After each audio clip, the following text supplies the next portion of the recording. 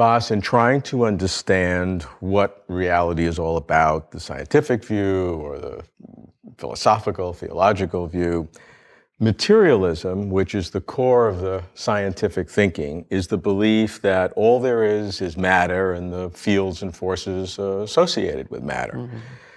You've talked about materialism as a false consciousness in philosophy. Yes. I'm fascinated by that. So I'll have to explain that then, right? You see, at first sight, a materialist is telling you what the world is like. He's saying all there is matter. Right. Or, today people tend to say physicalist, and all there is physical, right? So materialism and physicalism, same thing? Pretty well. Materialism is the older term. Okay. Right.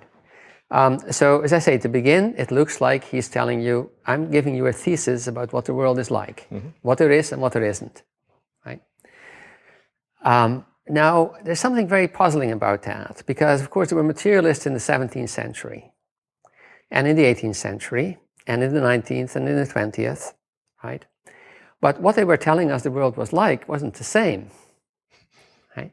As a matter of fact, when Newton first introduced his forces, there were a lot of objections to the effect that he was introducing things that were not physical but occult.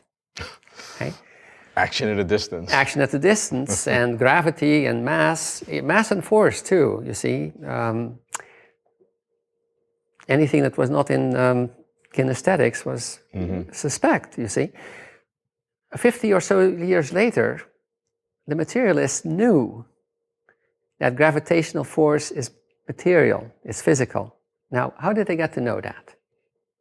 How did they know that? How did they get to know that? How do you get to know that something that they thought was not physical is physical? I have no idea. I have no idea. I was waiting for the answer. No. Then the fields, what are fields? Are they physical or not? Well, before they're accepted, people worry about whether they're physical. After they're accepted in science and they're being used by the scientists, everybody suddenly knows that they are physical. Replicable, especially. Yes, of course. Because science would not use things where they cannot replicate and test again. Right. So, suppose that we ask a materialist today, a physicalist today, what is this matter that you're talking about? And he will tell us something like quantum fields or atoms and electrons and quarks, okay? You say, now what if science changes? What are you going to say is physical? Strings. Strings, for example. String theory. Well, what happens then? Is it just that a kind of deference to science, that whatever science postulates, the materialist says, is physical? Well, then, it's just an attitude. It's an attitude towards science. It's not a thesis about what there is. They keep changing their minds about what that is. They sound like they are telling you something definite and concrete about what the world is like. But in fact, they're just expressing that attitude of deference to the content of science. So even though the content will change, the attitude, I think you've called it a spirit of materialism. The spirit of materialism stays the same. Exactly. Never dies. Never dies, no. But the same is true about the empiricist spirit, you see. And the empiricist admires science for its method, not for its content. Scientists themselves, the working scientists, they just accept the content of science. They work with it. The great scientists that we remember are the ones that were not so deferential. They were quite willing to change what was going to be the content of science. Right? Because what is, according to the empiricist, really admirable in science is the method by which you learn how to give up your beliefs. Not that it gives you beliefs, but it teaches you how to give up your beliefs. In science, doubt and disagreement are not impious. They are not an offense. Right. They are, in fact, exactly what it runs on. You see? So the empiricist says, my deference towards science is toward the method, the scientific method. Not towards the scientific content. Not toward the scientific content. Because that's going to change anyway. Right.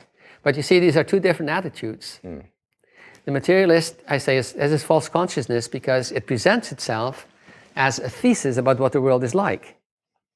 But that's actually just a symbol for an attitude. which is... To which you approach the world. Yes, exactly. But that attitude will be a filter. Yeah. Yes. You've asked this question, I may not get this right, but correct me if I don't. It's something like, will all wonder cease when all scientific curiosity is fulfilled? I think it's enough to ask the question. You know that I think that's a wonderful right. question Yes. to probe the deep thinking of materialism. Yes. So Yes. again, help me understand that better. Yeah. You see, I think that materialism, there's a number of things that go together. One is that the materialist will have definite beliefs. His beliefs will be formed on what science tells you at the moment there is, what science postulates. See? Secondly, there's the attitude of deference toward, if science changes, I'll change. Okay? I'll believe what is going to be accepted as an accepted theory. Thirdly, there is the attitude that the only thing that is to be known is what can be found out by the method of the sciences. But you remember, when a scientist designs a project, he defines his questions beforehand. He has to have his concepts very clear so that the questions will be clear. That is not the only kind of inquiry. And it's exactly in scientific revolution that you see that the scientist does other things as well. The scientist doesn't always just operate in this way that he designs a well-designed project with well-defined possible answers to his questions. See, there's a possibility of enrichment, of looking at things in a totally different way, of a gestalt switch, of something like a radical conversion. But to most scientists, that any conversion would still be in the realm of materialism, as opposed to outside the realm of materialism. Now, I see a certain bias in your question here. Okay? I say that for the scientist in his own inquiry, of course, he is guided by the answers to my questions have to be in the domain that I'm investigating. Mm-hmm. Of course. It doesn't follow to me that to be a scientist, you have to be a materialist. It doesn't follow, as far as I can see, that that the scientists have to think that the way he does things best in his own scientific work is the only way in which we understand the world or to understand ourselves. It just doesn't follow from that. What are some things that would not be included within a scientist's materialistic worldview that could not be subsumed by that? Well, there's a certain sense in which science describes everything. There's no subject that you couldn't also investigate scientifically. Absolutely. It doesn't follow from this that everything is science. I've just been reading this beautiful new book by my colleague, Alexander Nehemas. It's called Only a Promise of Happiness. And the subject of the book is beauty. Okay. He approaches nature, other people, art, in a way that a scientist does not. And as I read almost every page, I have a sense of an insight that I'm getting. An insight into a painting, into a natural scene, into personal relations that I do not get from a scientific investigation. Of course, you can have a scientific investigation of those subjects as well. In the psychology department, they do that. But it's not the same thing. So, you are not a materialist. I'm not a materialist, no. And happily so. And happily so, right, yes.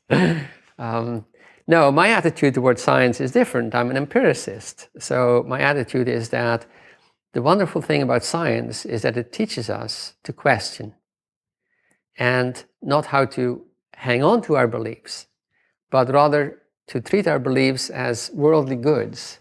If you have a belief that you can feel at peace with, that's something wonderful. It's like having a house in which you can feel at home. Right? But if you're going to be scientific in the scientific spirit, you know that every belief is hostage to the fortunes of future experience, and you don't hold it dogmatically. Right.